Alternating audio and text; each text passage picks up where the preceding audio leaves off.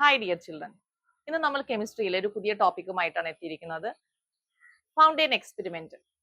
വളരെ സിമ്പിൾ ആയിട്ടുള്ള ഒരു ടോപ്പിക്കാണ്. ഹൈഡ്രജൻ ക്ലോറൈഡിന്റെ ഫൗണ്ടെയിൻ എക്സ്പെരിമെന്റ് ആണ് ഇന്ന് നമ്മൾ നോക്കാൻ പോകുന്നത്. ഇതാണ് അതിന്റെ ഡയഗ്രാം. ഈ ഡയഗ്രത്തില് ഇതാണ് റൗണ്ട് ബോട്ടം ഫ്ലാസ്ക്. അത് നമ്മൾ ഇൻവേർട്ട് ചെയ്തിട്ടാണ് വെച്ചിരിക്കുന്നത്, അതായത് കമഴ്ത്തിയിട്ടാണ് വെച്ചിരിക്കുന്നത്. ഇതിൽ ഒരു ജെറ്റ് ട്യൂബ് വെച്ചിട്ടുണ്ട്. ഓക്കെ, ഈ ജെറ്റ് ട്യൂബിന്റെ ബോട്ടം, അതായത് താഴ്ഭാഗം നമ്മളൊരു ട്രഫില് ബ്ലൂ ലിറ്റ്മസ് സൊല്യൂഷൻ എടുത്തിട്ടുണ്ട്. ഇതിൽ ഡിപ്പ് ചെയ്തിട്ടാണ് ഇരിക്കുന്നത്. ഒപ്പം തന്നെ ഇതില് ഇവിടെ നിങ്ങൾക്ക് നോക്കിക്കഴിഞ്ഞാൽ അറിയാം, ഇത് ഒരു ഡ്രോപ്പർ ആണ്. ഈ ഡ്രോപ്പർ എന്ന് പറഞ്ഞു കഴിഞ്ഞാൽ ഇതിനകത്ത് നമ്മൾ വെള്ളമാണ് നിറച്ചിരിക്കുന്നത്. ഈ ഡ്രോപ്പറിനകത്ത് വെള്ളം നിറച്ചിട്ടുണ്ട്. ഇതൊരു സ്റ്റാൻഡിൽ നമ്മൾ അറേഞ്ച് ചെയ്തിരിക്കുകയാണ്. ഇനി റൗണ്ട് ബോട്ടം ഫ്ലാസ്കിൽ എന്താണ് ഫില്ല് ചെയ്തിരിക്കുന്നത് വെച്ച് കഴിഞ്ഞാൽ ഹൈഡ്രജൻ ക്ലോറൈഡ് ഗ്യാസ് ആണ് ഫില്ല് ചെയ്തിരിക്കുന്നത്. ഇപ്പോൾ എക്സ്പെരിമെന്റ് നമ്മൾ സ്റ്റാർട്ട് ചെയ്യുമ്പോൾ നമ്മൾ എന്താ ചെയ്യണമെന്ന് വെച്ച് കഴിഞ്ഞാൽ ഈ ഡ്രോപ്പർ ഒന്ന് പ്രസ് ചെയ്യാണ്. ഈ ഡ്രോപ്പർ പ്രസ് ചെയ്യുമ്പോൾ ഓട്ടോമാറ്റിക്കലി വെള്ളം ഈ റൗണ്ട് ബോട്ടം ഫ്ലാസ്കിലേക്ക് വീഴും.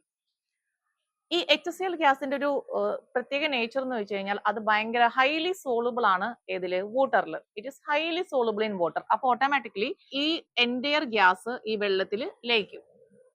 അപ്പൊ ഇതിനകത്ത് ഒരു ലെസ് പ്രഷർ ഏരിയ വരും. അവിടുത്തെ, അതായത് ഇതിന്റെ ഉള്ളിലത്തെ പ്രഷർ കുറയും. ഈ മൊത്തം എൻറ്റയർ ഗ്യാസ് ഈ വെള്ളത്തിൽ ലയിക്കുമ്പോൾ അവിടെ ലെസ് പ്രഷർ ഏരിയ വരും. അപ്പൊ പുറത്തത്തെ പ്രഷർ ഈ ലിറ്റ്മസ് സൊല്യൂഷനെ മുകളിലേക്ക് തള്ളും. അപ്പൊ ഈ ബ്ലൂ ലിറ്റ്മസ് സൊല്യൂഷൻ ഈ ട്യൂബിൽ കൂടെ ഇങ്ങനെ കയറിയിട്ട്, ഈ ജെറ്റ് ട്യൂബിൽ കൂടെ ഇങ്ങനെ വന്നിട്ട് ഇവിടെ ഒരു റെഡ് ഫൗണ്ടെയിൻ ആയിട്ട് വരും.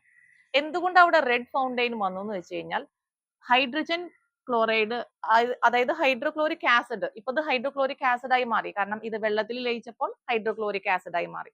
Hydrochloric acid acidic in nature ആണ്. അസിഡിക് നേച്ചർ ആണെങ്കിൽ അത് ബ്ലൂ ലിറ്റ്മസ് സൊല്യൂഷനെ എന്താക്കി മാറ്റും?